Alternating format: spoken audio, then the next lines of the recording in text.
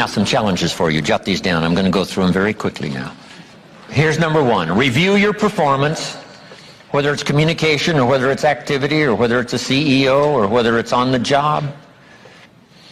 Here's what my father said, a seminar in a sentence. I wish he was here to give it, but since he's not here, in his honor, I will give his seminar in a sentence. Here it is. Always do more than you get paid for to make an investment in your future. Now, some unions would argue with us on this, but that's my papa's seminar in a sentence. Always do more than you get paid for to make an investment in your future. My father was so unique. Papa said if it's raining, you can't fix the roof. If it isn't raining, it doesn't need to be fixed.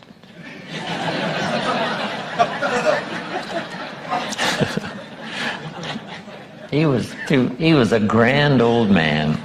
Wow, this guy. So review your performance, your language with your children. Just go over that and say, have I been too harsh and too strong, too stubborn? Should I learn to be easier, mix more compassion with the tough stuff I have to deal with? Yes. You know, prayer will help sometimes. If nothing else, dear God, help me say the right thing, not to ruin it all by poor communication. Here's the next on my list. Face your fears. I don't know what challenges you might have in going over the stuff we've been going over in terms of amending your philosophy or going back and, redoing some stuff that you might have messed up. But face all your fears. That's how you conquer them. Don't dismiss them. Just face them. Say, here's what I'm afraid of. I wonder what I could do to change that. Here's the next one. Exercise your willpower to change direction. You don't have to keep doing what you've done the last 6 years if it's not yielding you the benefits you want. In the seminar I do for Jerry, my mentor helped me to review the last 6 years so I wouldn't repeat those errors the next 6. See, if you're a goose, you have no choice to do the next 6 like you did the last 6. But if you're not a goose, here's what you can do. Pick a new destination and start going that way. You say, well, I've done this for the last 2 years. I'll probably have to do it another 2. And the answer is no, not in a million years.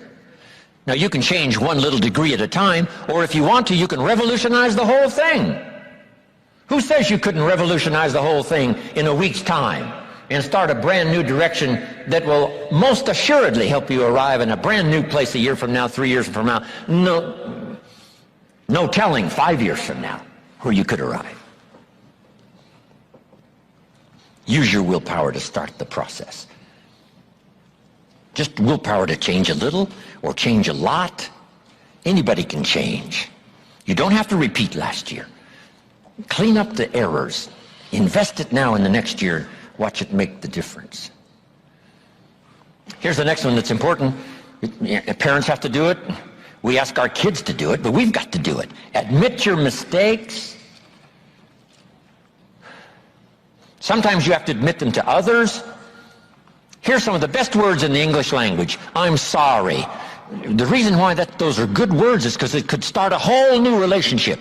It could start 2 people going in a whole new direction. I'm sorry. Simple, easy. Not easy, but if you get this done, the turnaround can be dramatic.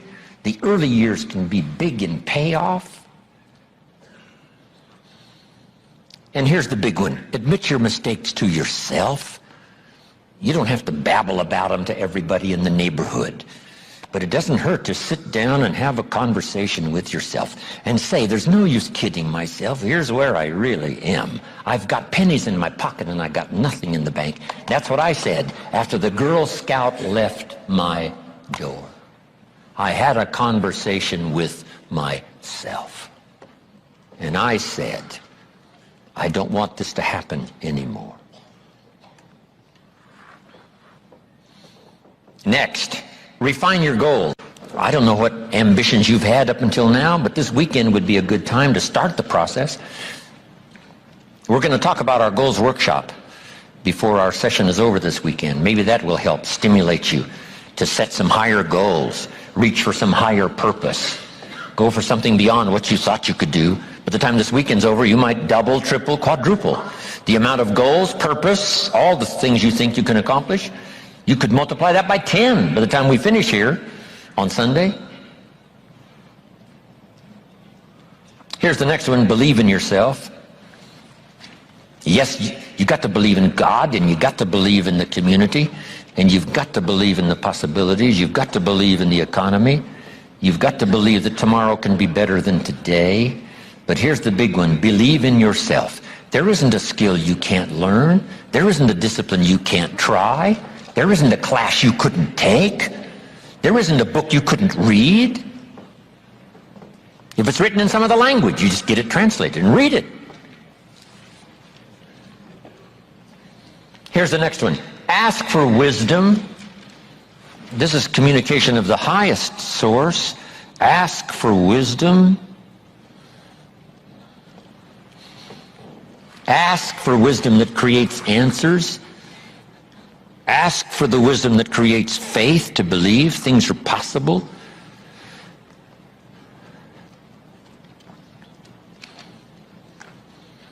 In King Solomon's day, there was the dilemma of two mothers who claimed the same baby. And the question was, whose baby is this? This mother says, it's mine. The other mother says, no, it's mine. Solomon said, bring me the baby. They brought him the baby, and he raised the sword. He said, I'm going to cut this baby in half and give one half to this mother and one half to this mother. And as he raised his sword, sobbingly, the real mother said, no, no, no, don't cut the baby in half. Give it to her, who was not the real mother. Solomon says, now I know who's the real mother. See, that is so wise. And the moment was such drama. But Solomon, the wisest of the wise, knew what to do to settle the deal. Ask for wisdom to deal with the challenges of today and tomorrow, to deal with the challenges your family brings you. Don't wish it was easier, wish you were better. Here's the next one, conserve your time. I must learn to do this. How much time have I got left? Not an unlimited supply. How many of these weekends can I do? Not 1,000, just a few, maybe a handful. Sometimes we get faked out. Bill Bailey says, the average person says, I got 20 more years. No, Bill says, you got 20 more times. If you go fishing once a year, you've only got 20 more times to go fishing. Not 20 years. That fakes you out. I got 20 years. No, 20 times. See, that brings it right down to the real stuff. 20 times. How many more seminars like this? Not 1,000, a few, just a few. So would I mumble and stumble? Would I give you less than my best when I've only got a few more to give? And the answer is no, of course not. If you're a person of some dignity and quality, you wouldn't let that happen. Next, invest your profits. We're going to talk now about this before the weekend is over on financial independence. And I'm going to give you some excellent advice. Here was one of the philosophies Mr. Schoaf gave me, along with Mary Kay. Here's what he said. Profits are better than wages. Wages make you a living. Profits make you a fortune. Mary Kay and I went for that. Wow.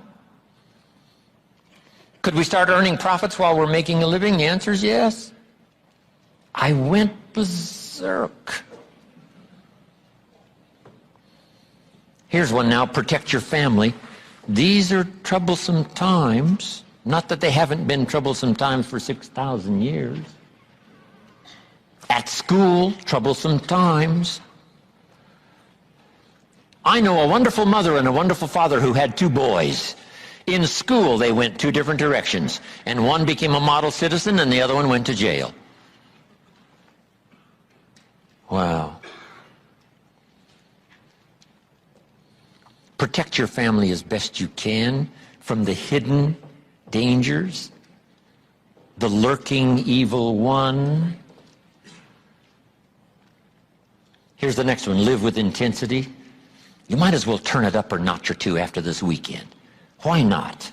Invest more of you in whatever you do. Be a little stronger, be a little wiser.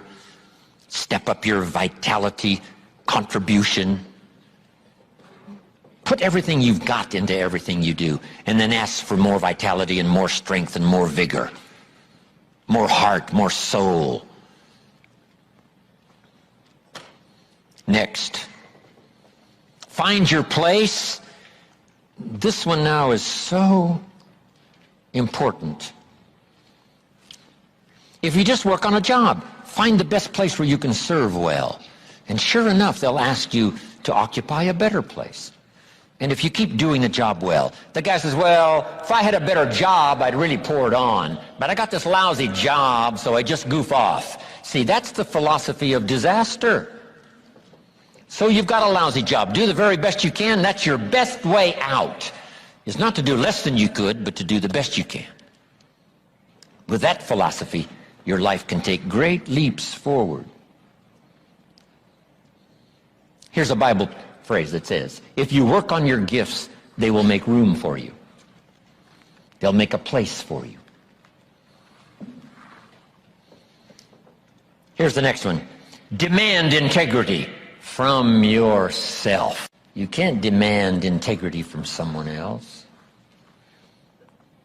Integrity is like loyalty. You can't demand it of someone else. You can only demand it of yourself. Be the best example of loyalty, and you'll get some loyal followers. Be the best example of integrity, and you'll have people surround you that have integrity. Lead the way. Next, welcome the disciplines. Can't give you much better advice than that, because disciplines create the reality. Disciplines build bridges, build cities. Disciplines, a well-disciplined activity creates abundance, creates uniqueness, productivity. Next, fight for what's right. It's a fight we're in. The storyteller says, and there was great war in heaven.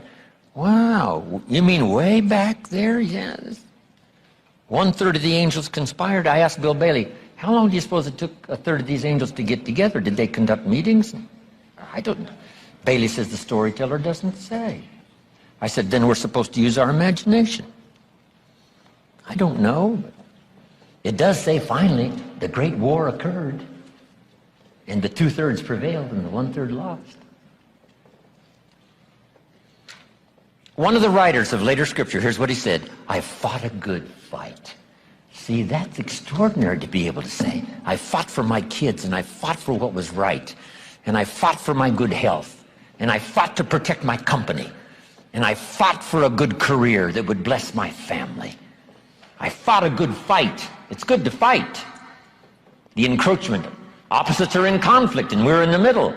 And if you want something valuable, you got to fight for it. Then this writer also said, not only have I fought a good fight, and I'll finish with this, and I got a much longer list, but maybe I can cover these at another time. He said, I fought a good fight, and I kept the faith.